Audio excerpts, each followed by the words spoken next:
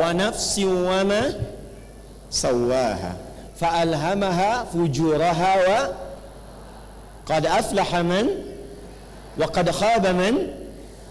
Tolong ibu garis bawahi ayat 7 sampai 8 dulu. Wa nafsi wa ma. Dah gini ya, lihat sini bu. Ini nafs bagi 2. Sudah? Dan demi jiwa manusia yang aku ciptakan sempurna. Saya ulang. Dan demi jiwa manusia aku ciptakan sempurna. Ini sumber kehidupan. Fa'alhamaha fujuraha wa taqwaha. Di dalam jiwa itu ada 2 potensi, 2 kecenderungan. Satu, apa yang disebut potensi takwa, semua sumber kebaikan. Di jiwa takwa. Sudah? Di sini inti semua kebaikan. Jujur, tenang, rendah hati, sabar, di sini semua. Prakteknya nanti bagaimana? Ibu ingin mempraktekkan sifat ketenangan tadi supaya muncul sakinah. Suami lihat, suami terikat, suami nyaman, suami tenang dan terjaga dalam rumah tangga. Ini yang harus dieksplor di sini. Tapi ini punya lawan, namanya fujur, yang sering kita sebut dengan nafsu. Fujuraha wa taqwaha. Jadi kalau di sini ada jujur, di sini ada dusta. Awas hati-hati. Di sini ada rendah hati, di sini ada sombong. Kalau semua dari tubuh kita sumbernya dari sifat fujur, maka yang keluar perbuatan buruk. Contoh, bu, lisan ini nggak bisa berkata kecuali jiwa kita memerintahkan katakan ini. Kalau diperintahkan dari dalam hati kita, kolbu kita, katakan yang baik, keluarlah baik di lisan. Tapi kalau kata kolbunya keluar yang jelek dari sifat fujur, maka keluarlah yang buruk. Karena fujur adanya di nafas, yang buruk disebut su, nafas dan su disingkat jadi nafsu. Itu ada di Quran surah ke-12 ayat ke-53. Paling kiri sebelah atas di mushaf. Quran surah 12 ayat 53. Wa ma ubarni'u nafsi innan nafsa la'ammaratum bis su. Nafas ketemu su menjadi nafsu. Pelan-pelan. Jadi nanti semua tindakan-tindakan manusia itu kalau bukan dari jiwa takwanya, keluar dari perintah nafsunya. Kalau dari nafsu itu keluar keburukan, diminta mencuri, diminta mencela, diminta berzina, diminta selingkuh, itu nafsu semua. Kalau keluar dari jiwa takwa, keluar yang baik semua. Aura baik, kemuliaan, kebaikan, kesopanan, itu takwa. Nah, ketika perempuan dengan fitrahnya diperintahkan oleh Allah, nih kamu indah, kenakan jilbab, kenakan seperti ini, lakukan begini, itu untuk menjaga kemuliaannya sekaligus mengaktifkan jiwa takwa dalam pasangannya. Jadi kalau ibu seketika mengenakan pakaian begini, pakai jilbab, bagus, tertutup, itu pasti laki-laki hormat bu. Hormat itu, gak akan ganggu ibu. Ibu gak percaya silahkan. Preman sepreman-premannya, lihat ibu berjilbab, rapi, bagus, itu untuk menggoda, untuk mengusik, itu sungkan. Ganggu tuh, lewat nih. Ulah, bu gede dosanya. Ganggu tuh, gak mau dosanya gede katanya. Itu minimal ada kesan di hatinya, aktif jiwa takwanya. Sepreman-premannya, kalau ibu menjaga hukum Allah, ibu terjaga. Tapi sebaliknya, ketika ada perempuan berusaha membuka bagian yang seharusnya dia tutup, yang sudah Allah jaga, maka yang aktif di lawan jenisnya itu nafsunya.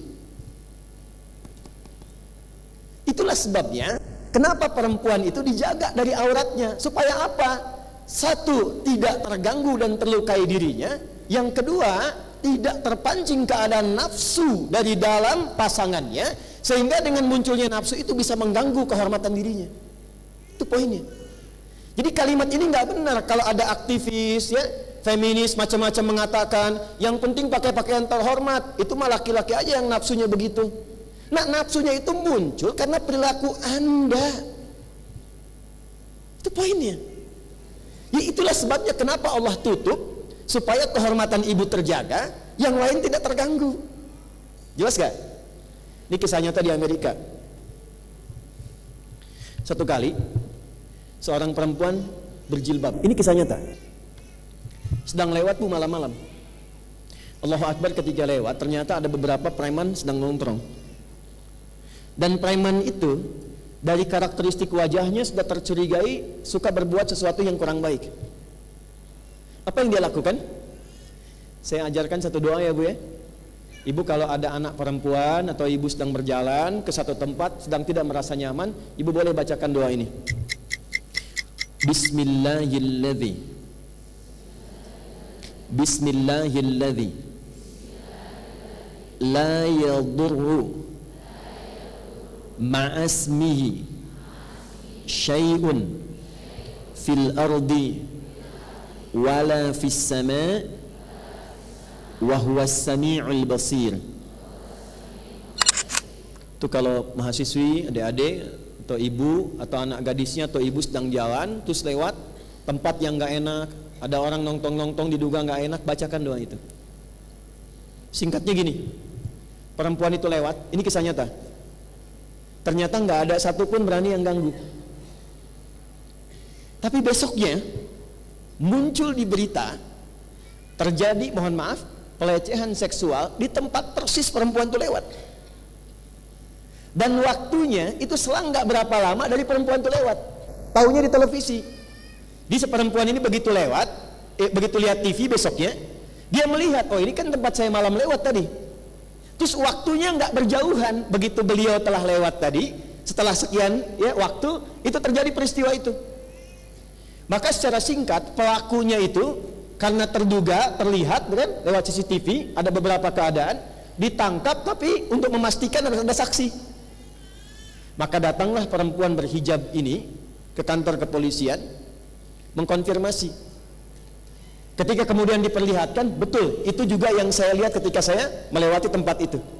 Penasaran setelah itu, maka dia datangi pelaku tadi, dia tanya, perempuan ini, saya mau tanya pada Anda, kan sebelum perempuan yang Anda lecehkan itu lewat, saya akan lewat. Kenapa Anda nggak lecehkan saya? Apa jawab preman-preman tadi?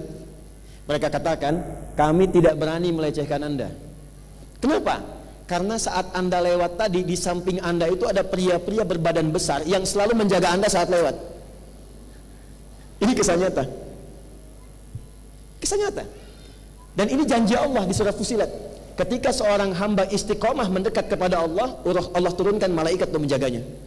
Innal ladzina qalu rabbunallahu tsummas taqamu tatanazzalu alaihimul malaikah alla takhafu wa la tahzanu. Orang yang istiqomah mendekat karena Allah, mengerjakan sesuatu karena Allah, ibu berjilbab karena Allah, Allah kasih hadiah, ibu ingin pakai karena Allah, saya gunakan karena Allah. Kata Allah, siapapun hambaku yang melakukan segala hal karena aku turunkan malaikat khusus untuk menjaga dia selama dalam kehidupannya. Itu poinnya. Lalu ditanya lagi, kenapa perempuan yang itu engkau lecehkan? Karena dia menggunakan tampilan yang begitu menggoda. Jadi ketika Allah turunkan pakaian khusus untuk perempuan, sesungguhnya untuk menjaga kehormatannya dan melindungi dia dari perbuatan yang tidak menyenangkan. Itu poinnya. Ya, jelas ya?